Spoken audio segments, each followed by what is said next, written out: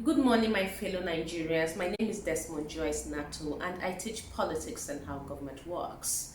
Last week was a hectic week for Nigerians because we decided for SARS, enough was really and truly enough. And we've been protesting and we've been advocating for the end of SARS. And I want everyone to know, especially those in government, that we are not protesting because we are bored. Nigerians are hard-working people. Nigerian youths are hard-working youths.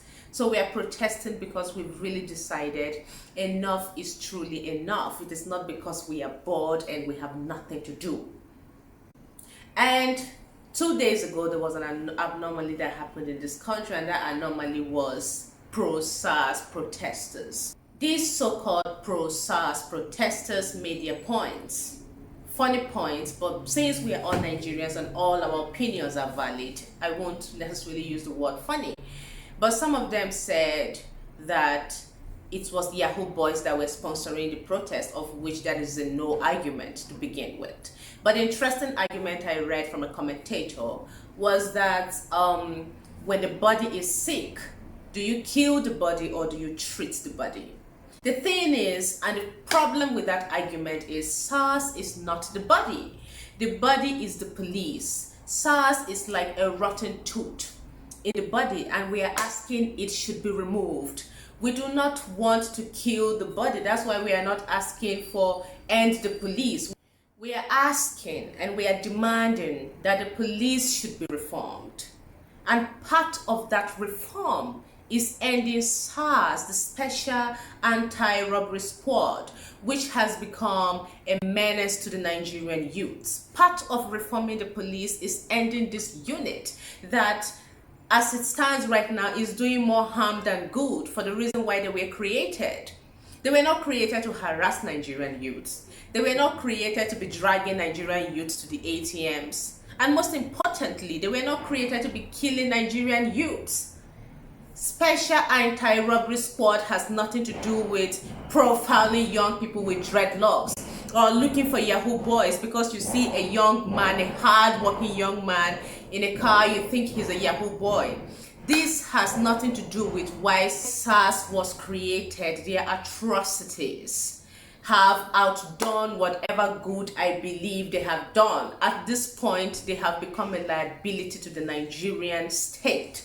And especially the Nigerian youth. Why should a young man be going to work and be hiding his phone and be looking left and right because SARS might come? And it is not even only about SARS coming. They drag young people to the ATM to steal their money. Stealing, basically, they have become the armed robbers in the society.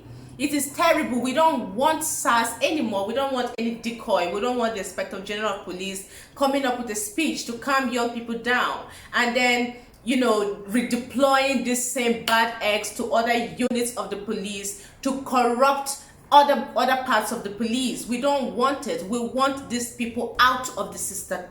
We want them flushed out of the system completely. We don't want anyone that was a member or part or branch of SARS to have anything to do with the police. Part of reforming the police is doing away with SARS. These guys, they are not even officers. These guys, they look like armed robbers. When you see them, they look terrifying. They go around with mufti, carrying guns, and harassing Nigerian youths. How is this normal? How is this normal in any society? We are not asking for something that is, we have enough problems in Nigeria, but why are we picking on SARS? Is it because every Nigerian youth is a Yahoo girl or a Yahoo boy? No, these people are obviously have crossed their boundary with the Nigerian youth, and we don't want them anymore. We don't want them dissolved back into the system. We want them gone.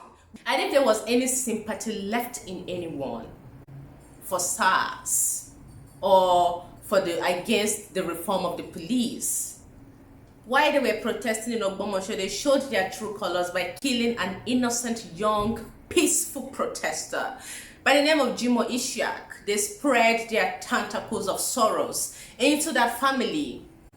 And I compiled a list, and I could not finish compiling the list of the Nigerian youths that SARS have killed. I was tired of compiling the list. We have Emmanuel Agbo, Modebayo Awosika, we have Chika, Ibeku, we have Chidi Udaka, we have Linda Igweta, we have Tina Ezekwe, Jimo Ishak, Kolade Johnson, killed and left his pregnant wife. These are human beings. These are not numbers. We have to call them by their names too, because most of the times when we say 3 people, 20 people, 5 people, we do not get connected. Maybe when we call the names, these are people's children. Kolade Johnson, Jimo Ishak, these are people's children. So we don't care about people's fathers losing their jobs, because people's children have lost their lives. Scrap this unit. We don't want it.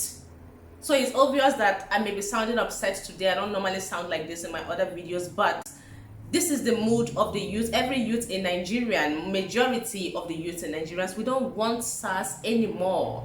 And I thank my brothers in the north and in the south and in the east that have come together for this cause. That should let you know how serious we are. We don't want it anymore. And we encourage the president to come and talk to us, so because it has gotten to the limit of begging our president, please, Baba, come and address us. Come and address us. Since you don't know what to do, we are begging you. This is what you ought to do. When there is an unrest in your country, you are supposed to be the leader and come out and address the nation. Baba Buhari, that's what you're supposed to do. It doesn't matter if you're protesting in person or you're protesting online. All protest na protest. Some people are health conscious for several reasons. They cannot go out. They want to socially distance. And some people simply don't have the courage to go out because of the way the police have been behaving, shooting live ammunition at protesters. It is a shame. It is a shame. So if you want to socially distance, let your voice be heard. Use your phone, tweet. The world is hearing us. We don't really care about the world, but our leaders are hearing us.